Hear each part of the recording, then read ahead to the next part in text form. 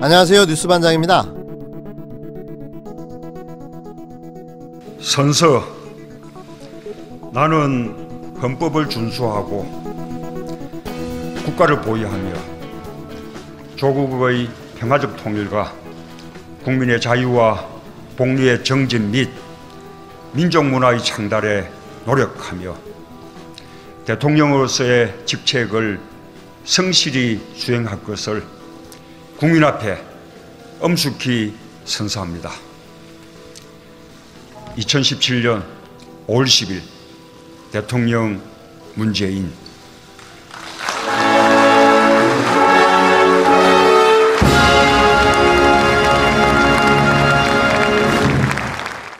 존경하고 사랑하는 국민 여러분, 감사합니다. 국민 여러분의 위대한 선택에 머리 숙여 깊이 감사드립니다. 저는 오늘 대한민국 제19대 대통령으로서 새로운 대한민국을 향해 첫걸음을 내딛습니다. 지금 제 두 어깨는 국민 여러분으로부터 부여받은 막중한 소명감으로 무겁습니다. 지금 제 가슴은 한 번도 경험하지 못한 나라를 만들겠다는 열정으로 뜨겁습니다.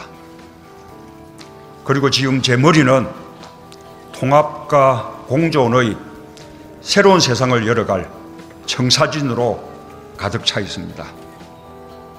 우리가 만들어가려는 새로운 대한민국은 숱한 좌절과 패배에도 불구하고 우리의 선대들이 일관되게 추구했던 나라입니다.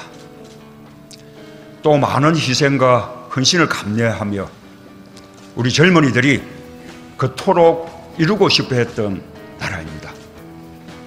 그런 대한민국을 만들기 위해 저는 역사와 국민 앞에 두렵지만 겸허한 마음으로 대한민국 제19대 대통령으로서의 책임과 소명을 다할 것임을 천명합니다. 2017년 5월 9일 19대 대통령 선거에 당선된 문재인 대통령의 임기 반환점을 맞았습니다. 그러니까 딱 절반이 지났고 절반이나 남은 겁니다. 혹자들은 절반밖에 안 남았다고 이야기하지만 전 절반이나 남았다는 생각을 갖고 있는데요. 정말 정신없이 지나온 2년 6개월이었습니다. 적폐청산과 개혁이라는 역사적 대명제를 수행하기도 바쁜 시간이었는데요. 아직도 할 일이 많이 남았고 시간이 많이 부족하지 않나라는 생각도 해봅니다. 이명박근혜 정부 9년, 그들의 온갖 불법과 부정, 그리고 국정농단으로 나라가 파탄에 이르게 됐고 그걸 보다 못한 국민들이 촛불을 들고 일어나 다시 나라를 바로 세웠는데요. 그 촛불의 힘으로 탄생된 민주정부가 바로 문재인 정부인 거죠. 지난 2년 반은 문재인 정부의 적폐청산과 개혁을 위한 워밍업이었다고 생각합니다. 이제 전반전이 막 끝났습니다. 전반전에 보여준 놀라운 국정운영과 용병술은 적폐들이 알아서 셀프 커밍아웃하는 결과를 만들었는데요.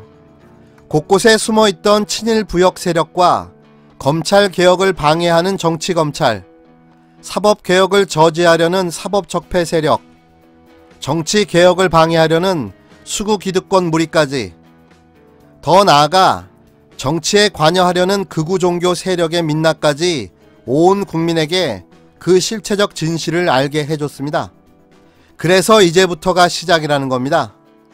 정확하게 무엇을 개혁하고 청산해야 할지가 명확해진 거죠. 자유한국당 황교안 대표와 나경원 원내대표는 문재인 정부의 지난 2년 반의 시간을 산무의 시간으로 평가절하하며 입에 담을 수 없는 온갖 저주를 퍼부었습니다. 문재인 정부의 지난 2년 6개월에 대해 무능했고 무책임했고 무대책이었던 산무의 시간이라고 평가한 겁니다. 한국당 황교안 대표는 보도자료를 내고 문재인 정권 2년 반의 국정을 총체적 패정이라고 규정한다며 문재인 정권의 시간은 국정의 전 분야에서 대한민국 기적의 70년을 허무는 시간이었다고 비판했는데요. 그러면서 남은 2년 반 이 나라가 버텨낼 수 있을지 진실로 두렵다며 오늘은 국정 반환점이 아니라 국정 전환점이 돼야 한다고 강조했습니다. 또 이날 김재원 의원이 이해찬 더불어민주당 대표를 향해 부적절한 발언을 해 막말 논란이 일고 있는데요. 이분은 추경심사 때 음주 논란과 자신의 지역구 특혜 예산 편성으로 논란이 됐던 의원입니다.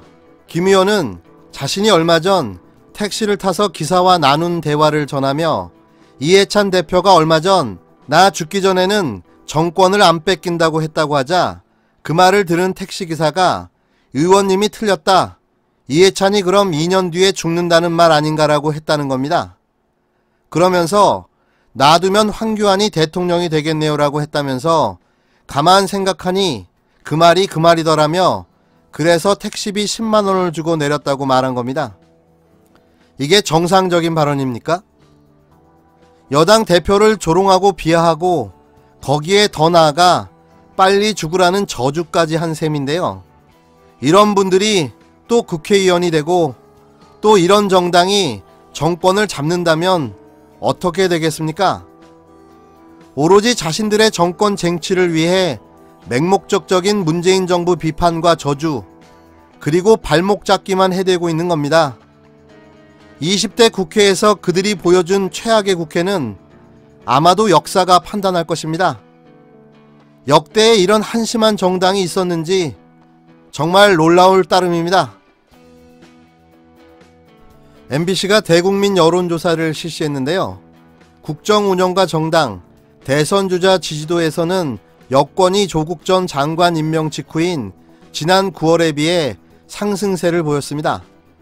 또 전반기 가장 잘한 분야로는 복지정책이, 가장 못한 분야나 앞으로 주력해야 할 분야는 경제라는 응답이 가장 많았습니다.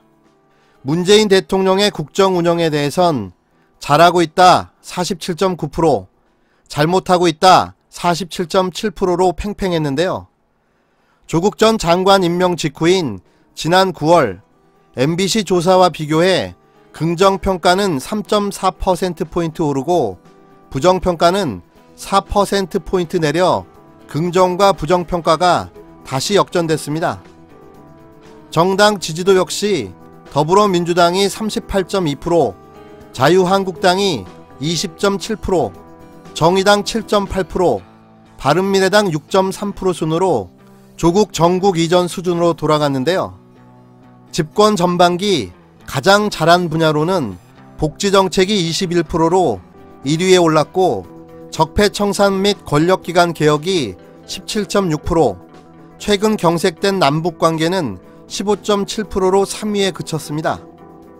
가장 잘못한 분야는 경제정책이 30.8%로 가장 높았으며 조국 갈등을 초래한 공직자 인사정책은 15%, 남북관계 12.4%, 적폐청산 및 권력기관 개혁은 10.2% 순이었습니다.